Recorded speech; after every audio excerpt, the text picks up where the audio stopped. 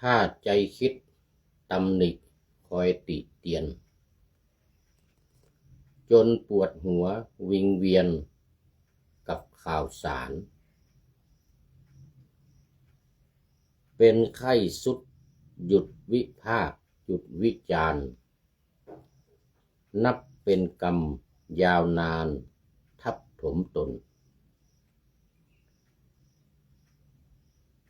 หากปิดหูปิดตาลงเสียบ้างใจคงพบความสว่าง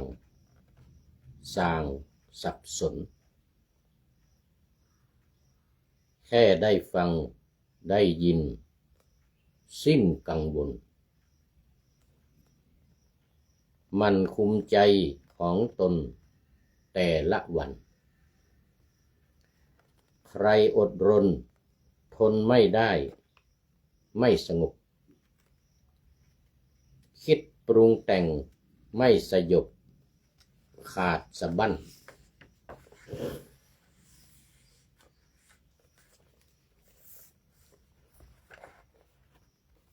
ฟังเขาบ่นกลดาเป็นรายวันใจย่อมคิดป่วนปั่นเท่านั้นเอ่ยขอถวายความนอบน้อมแด่พระรัตนตรัยมีพระพุทธเจ้าเป็นต้น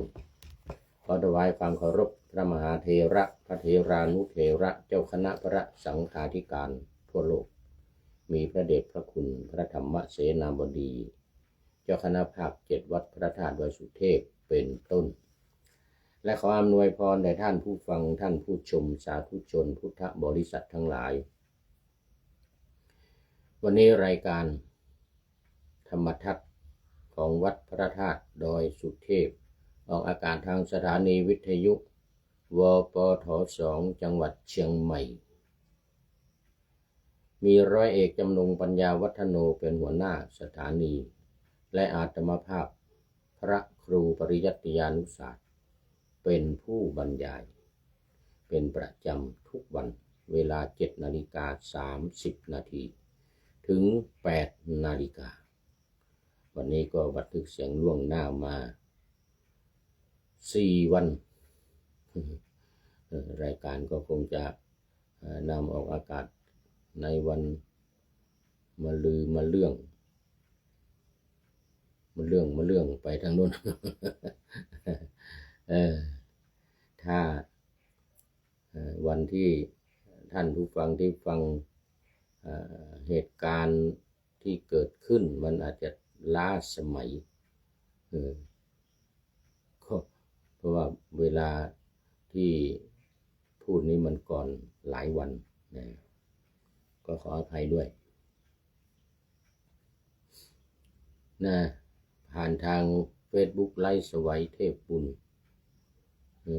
เหมือนเดิมอันดับแรกนี้ก็ขอประชาสัมพันธ์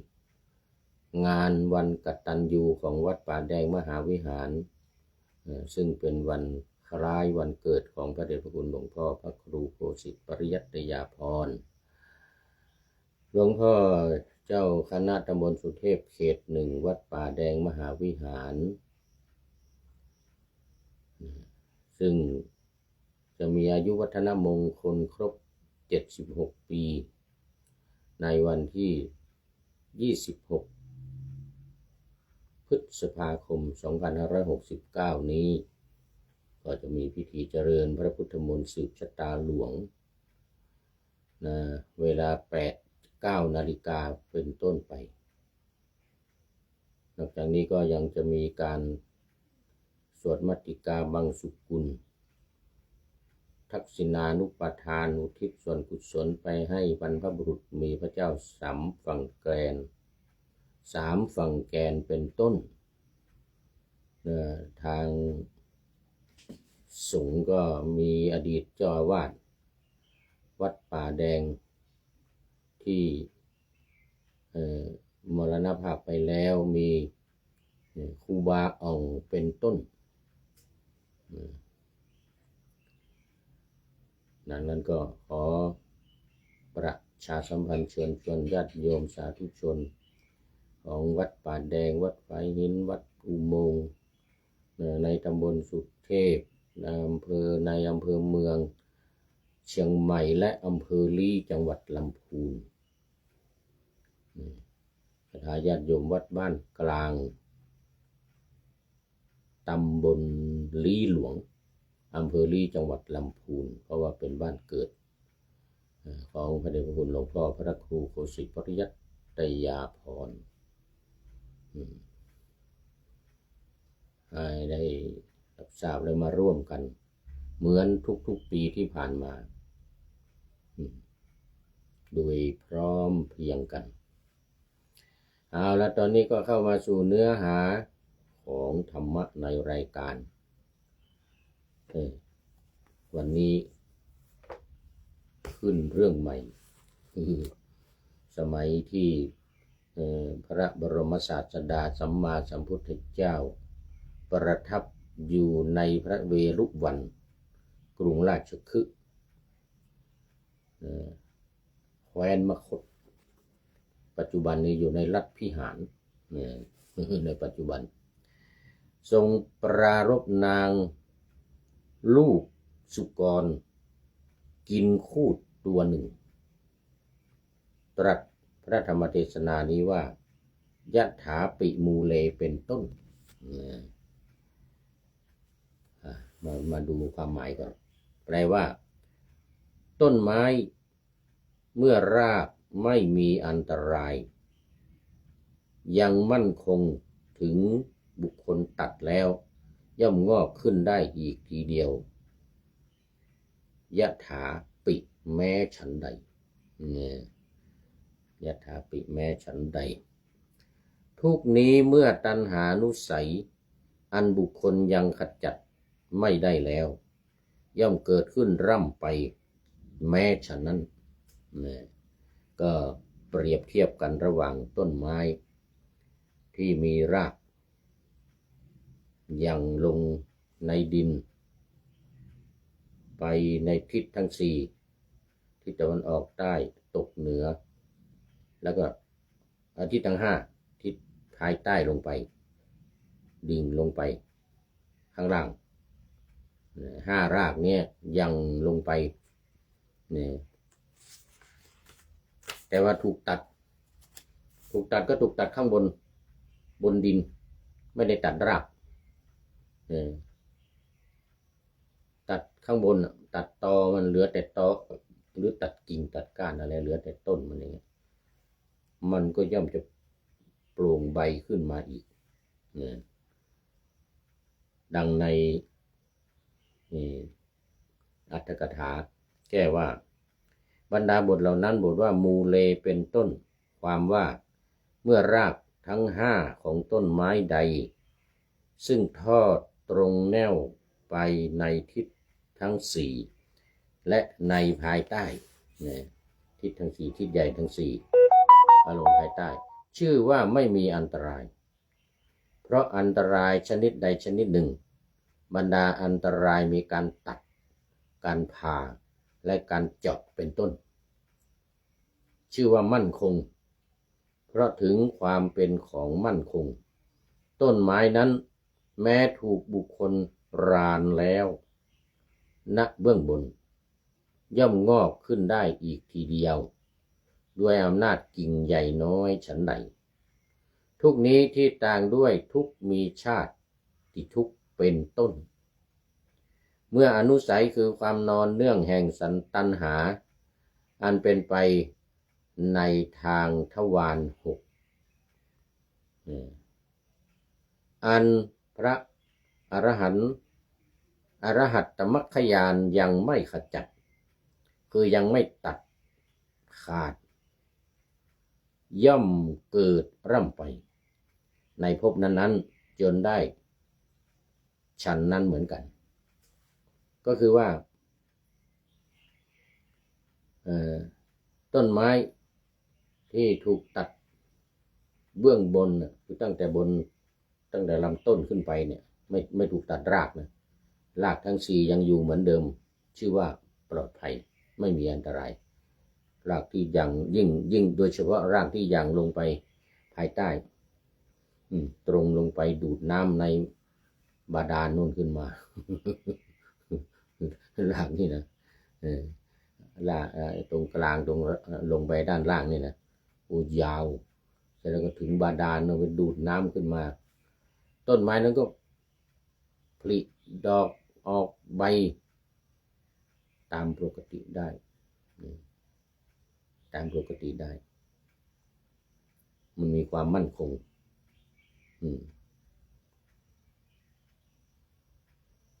ก็รากด้วยอำนาจของกิ่งน้อยกิ่งใหญ่ชั้นใดทีนี้ความทุกข์มีชาติทุกข์ทุกข์ที่ทุกข์เพราะความเกิดชราทุกข์ทุกข์เพราะความแก่มรณะทุกข์ทุกข์เพราะความตายชาติชรามรณะโศกะปริเทวะทุกขโทมนัสนุปายาตความทุกข์กายทุกข์ใจความเศร้าโศกเสียใจพิไรรำพันคร่ำครวญหวนหาและความเหี่ยวแห้งใจอุปายาตก็เกิดขึ้นเรื่อยๆเพราะอะไรเพราะยังไม่ได้ตัดรากถอนโคนของตัณหานั้นรากโคนของตัณหาคืออะไรกามตัณหาภวตัณหาวิภวตัณหาตัณหาสามอย่างนี้นะที่เกิดเพราะว่าทุกขตัณหาตัณหาที่เดี๋ยวก่อนจักขุตัณหาตัณหาที่เกิดทางตาโสตตัณหาตัณหาที่เกิดทางหูหูได้ยินเสียงตาได้เห็นรูปเกิดตัณหาขึ้นมารสตัณหารสาตัณหาตัณหาที่เกิดจากทางลิ้นโอ้ตอนนี้อยู่กับลมพุทโธโอ้สาธุสาธุอันนี้โอ้เป็น FC ใหม่นะนี่อยู่กับลมพุทโธนี่นะเป็นสมถะเป็นสมถกรรมฐานสองอันนี้นะเขาเรียกว่าสองข้อเลยอานาปานสตินี่ลมหายใจลมเข้าลมออกแล้วก็พุทโธเป็นพุทธานุสติโอ้โหนี่อยู่กับลมหลวงปู่ใช้นามปากกาว่าถ้าเป็นพระหรือเปล่าเนาะคงจะเป็นพระนี่คงจะเป็นพระอยู่กับลมพุทโธพุทโธพุทโธหายใจเข้าพุทหายใจออกโธหายใจเข้าพุทหายใจออกโธนี่เรียกว่าแบบสมถกรรมฐานอันนี้ก็ผู้ใจนำปากกาว่าอยู่กับลมพุทโธขอโมทนาเป็นอย่างยิ่งนะมันดำมองไม่เห็นว่าเป็นพระหรือว่าเป็นฆราวาสคงเป็นพระแต่ไม่แน่ฆราวาสก็เก่งในการปฏิบัติธรรมเดี๋ยวนี้สำนักบางสำนักมีแต่ฆราวาสไม่มีพระเลยสอนกันเองอย่างสำนักของสำนักที่อภิธรรมที่นามสกุลบริหารนาป่าเขาลืมชื่อไปโอ้อาจารย์สุจินต์บริหารวณเขตนี่ก็ไม่ใช่พระแต่เก่งในเรื่องอภิธรรมแล้วก็เรื่องการปฏิบัติสุดยอดอย่างนี้เลยอาจารย์สุจินต์บริหารวณเขตเลยผู้พูดเลยแปลให้บริหารนาป่าเขา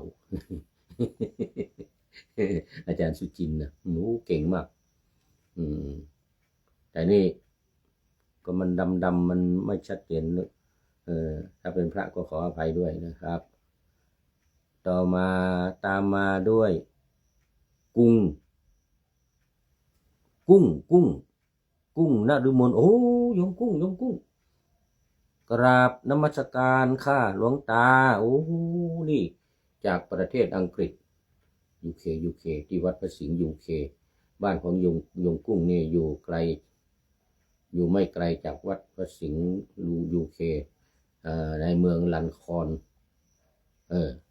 ผู้พูดเคยไปมาแล้วเออเคยไปมาโยมกุ้งนฤมลนะพระสิงห์วัดพระสิงห์ยูเคเมืองลันคอนเมืองลันคอนประเทศอังกฤษนี่โอ้สาธุกราบนมัสการค่ะหลวงตาว่านะโอ้นานแล้วไม่ได้ไปท่านเจ้าคุณชวนไปอยู่หลวงพ่อเจ้าคุณเทพสิงหวราจารย์วัดพระสิงห์ที่เชียงใหม่นี่นะชวนไปเดือนมิถุนาว่าจะไปงานฉลองวัดแต่พระเดชพระคุณหลวงพ่อพระเทพปริยัติวัดเจ็ดยอดปีนี้ขอตัวว่างั้น วันนั้นไปคุยกันปีนี้ขอตัวไม่ไปเหมือนนะท่านอาจารย์พระมหาธีรศักดิ์ก็นิมนต์ไปเหมือนกันนี่ก็ว่าจะห้อยให้จีวรอาจารย์พระมหาธีรศักดิ์ไปเหมือนกันนะพระครูศรีสิงหกิจวิเทศเจ้าอาวาสวัดพระสิงห์ยูเค จะไปถ้าไปก็จะได้ไปเจอโยมกุ้งเจอโยมกุ้งต้องเอารถมารับหลวงตาเด้อรถมารับหลวงตาที่สนามบินประพัสโลภิกขุกราบนมัสการครับท่านอาจารย์นี่ท่านพระครูใบดีกาประเสริฐประสันโนโอ้อันนี้ประพัสโลประพัสโลเดี๋ยวก่อนมันมีเยอะนะพระเนี่ย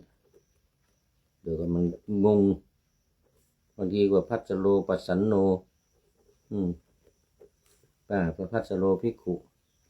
กราบนมัสการครับท่านอาจารย์นี่เป็นพระโอ้นี่เป็นพระจริงแล้วกันนี่เป็นพระจริงแล้ว อยู่กับลมพุทโธนี่ยังไม่แน่ใจจะต้องเข้าไปดูโปรไฟล์ก่อนโอ้โมทนากับทุกท่านวันนี้เป็นเวลาที่นี่ก็เวลาเย็นช่วงนี้รถติดบ่าย3:30ถึง1 ทุ่มครึ่งนี่นะโอ้รถติดนึกว่าไม่มีคนเข้ามาแต่ว่านี่มีต่างประเทศเข้ามาในเชียงใหม่นี่โอ้โหรถติดมากเดือดร้อนกันมากแล้วก็น้ำมันแพงอีกต่างหาก สงครามไม่แล้วไม่เลิก นี่นะจะได้ต้องเข้าไปดูโปรไฟล์ขอบคุณมากทุกท่านมาดูตอนนี้ก็เดี๋ยวก่อนดูเวลาก่อนโอ้นี่เกือบเวลาจะหมดแล้วเดี๋ยวเอานี่เอาธรรมะนี้ให้จบก่อนเอาธรรมะนี้ให้จบความพูดถึงความทุกนี้ที่ต่างด้วยทุกมีชาติที่ทุกเป็นต้นเดี๋ยวว่าไปแล้วเมื่อกี้นี้เมื่ออนุสัยคือความนอนเนื่องแห่งตัณหาอันเป็นไปทางทวาร6คือทางตาหูจมูกลิ้นกายใจเนี่ยนะในที่ว่าเมื่อกี้เนี่ยนะจักขุตัณหาความอยากทางตาหรือรูปะก็ได้รูปะตัณหาความอยากในรูปที่มันคู่กับจักขุสัทธะตัณหาความอยากในเสียงที่มันเกิดจากหูได้ฟังสัมผัสกับเสียงคันทะตัณหาที่ทางจมูกรักษาตัณหาทางลิ้นโพธพะตัณหาสิ่งของที่กระทบกายแล้วก็ธรรมะตัณหาคือความคิดที่กระทบใจเมื่อเกิดความอยากขึ้นมาอย่างนี้เป็นไปในทางทวารทั้ง6นี้อันพระอรหัตตมรรคญาณยังไม่ขจัดคือยังตัดไม่ขาด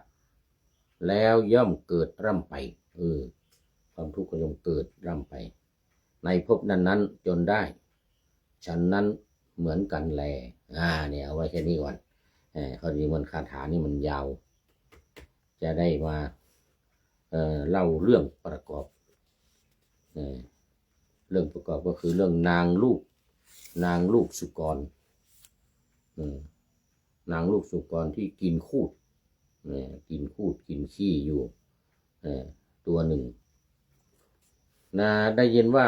วันหนึ่งพระบรมศาสดาเสด็จเข้าไปยังกรุงราชคฤห์เพื่อบิณฑบาตทอดพระเนตรทอดพระเนตรเห็นนางลูกสุกรตัวหนึ่ง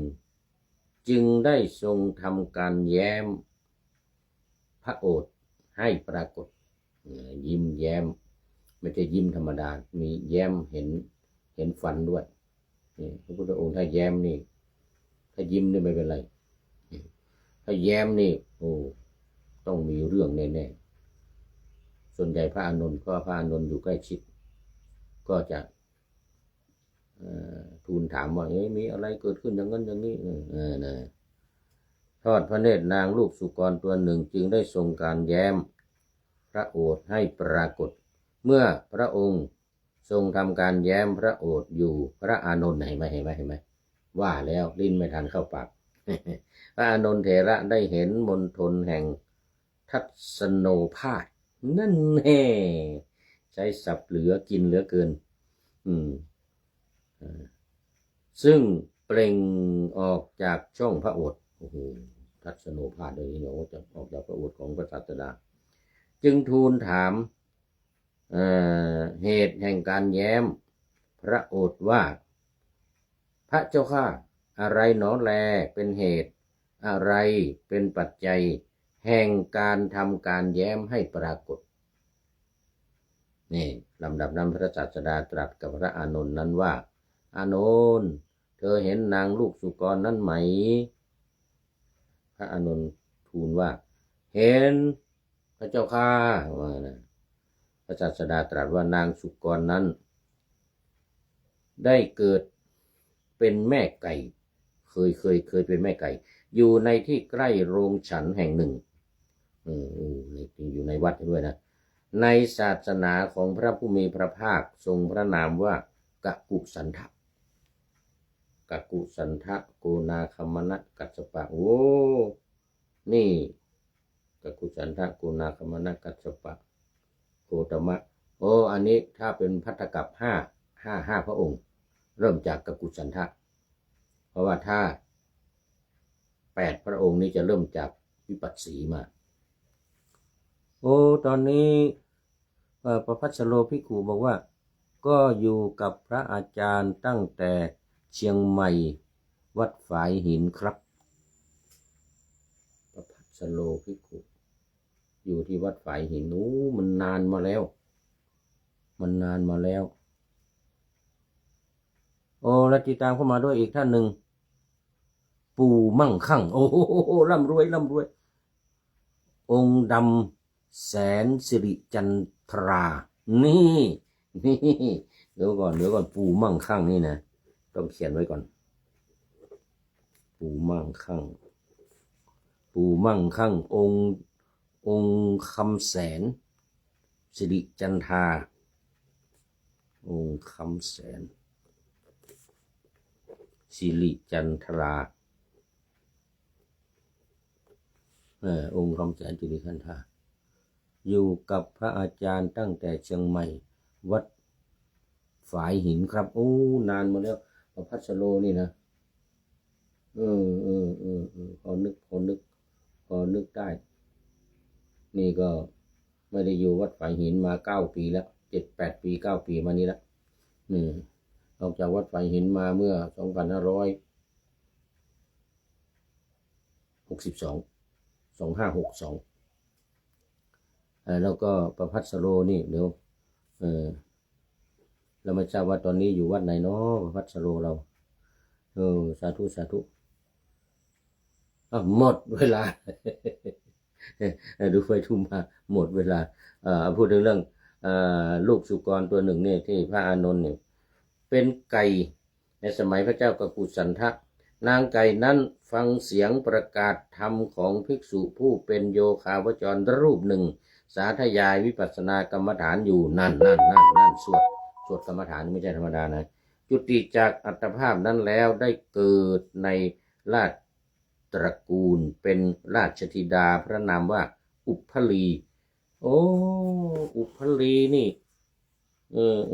เคยมีอุพลีวรรคอุพลีเปตวัตถุ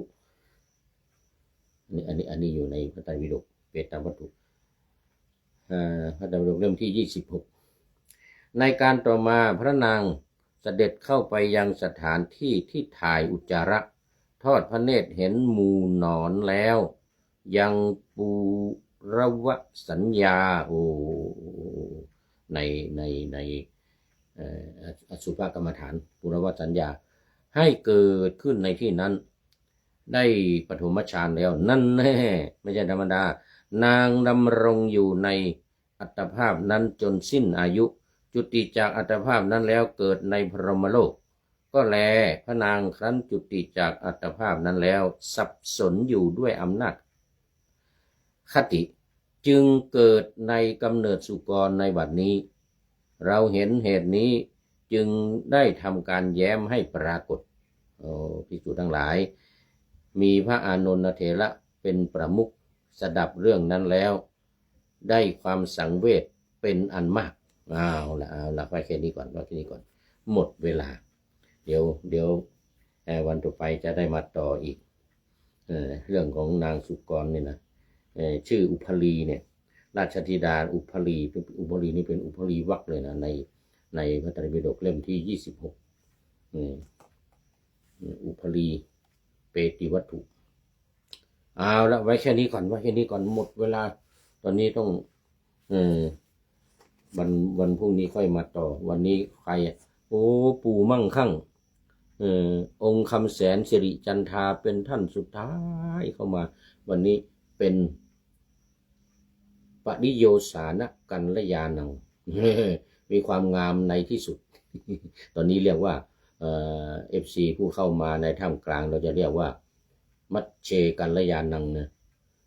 มีความงามในท่ามกลางถ้ามาต้นตั้งแต่ไกลไม่ทันโหสุริโยไม่จับขอบฟ้านี่ก็เรียกว่าอาทิกัลยาณังมีพระเดชพระคุณหลวงพ่อสุทธิสงึมรำเป็นต้น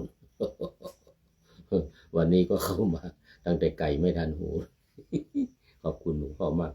แล้วก็อวยพรวันเกิดมาด้วยสีชมพูวันอังคารเอามาดูท้ายรายการวันนี้คติธรรมจากผู้ใดหนอแลวิสิตศรีวิไรนี่ก็แต่งกลอนเก่งมากนะวิสิตวิไรให้คติทำเป็นอย่างดีสุดท้ายนี้ว่าถ้าใจคิดตำหนิคอยติเตียนจนปวดหัววิงเวียนกับข่าวสารเป็นไข้สุดหยุดวิพากษ์หยุดวิจารณ์นับเป็นกรรมยาวนานทับถมตนอย่าไปยุ่งเรื่องงานเรื่องข่าวสารต่างๆยิ่งเรื่องสงครามนี่อย่าไปยุ่งหากปิดหูปิดตาลงเสียบ้างใจคงพบความสว่างส่างสับสนแค่ได้ฟังได้ยินสิ้นกังวลมันคุมใจของตนแต่ละวันต้องมีสติควบคุมใครอดรนทนไม่ได้ไม่สงบคิดปรุงแต่งไม่สยบขาดสะบั้นฟังเขาบ่นกลด่าเป็นรายวันใจย่อมคิดป่วนปั่นเท่านั้นขอบคุณคุณพิสิทธิ์ศิวิไรเป็นอย่างยิ่งไว้ณที่นี้ขอนำรายการธรรมะทัดไปก่อนแล้วจะย้อนมาใหม่ในวันหลังเพื่อให้ท่านทั้งหลายได้รับฟังพระธรรมเทศนาเหมือนดังเดิมเป็นธรรมะจากพระไตรปิฎก3ธรรมบทอันงดงามบรรยายเสริมอธิบายใจความเหมาะมาต่อเติมยกนิทานดั้งเดิมเสริมบทธรรมขอทุกท่านสุขกายสบายใจปรารถนาสิ่งใดอันเลิศล้ำจงเพิ่มพูนตามบุญงามและตามกรรมที่ได้บำเพ็ญไว้ทุกประการมาอีกสุดท้ายจริงๆพระเดชพระคุณหลวงพ่อสุทธิสงึมรำนี่ไง มาแล้วแล้วปริโยสานกัลยาณังพระเดชพระคุณหลวงพ่อสุทธิสงึมรำมาแล้วเป็นสุดท้ายหมดเวลาพอดีครับหลวงพ่อ กราบขอบพระคุณหลวงพ่อเป็นอย่างยิ่งขอทุกท่านมีความสุขมีความเจริญขอเจริญพร